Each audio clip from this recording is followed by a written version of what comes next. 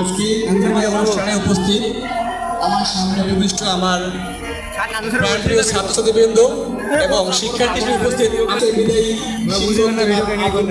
সবাইকে আমার পক্ষ থেকে সালাম, আদাব, আসসালামু আলাইকুম ও আদাব এবং সবাইকে আন্তরিক শুভেচ্ছা ও অভিনন্দন।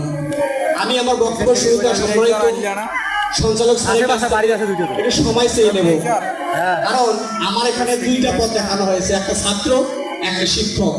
বিদায় আমার কথাগুলা বেশি হবে এবং বেশি কিছু স্মৃতিচারণ করতে হবে। প্রথমে আমি আমার প্রাক্তন শিক্ষার্থী হিসেবে আলেক স্যারের কিছু ভূমিকা বলি।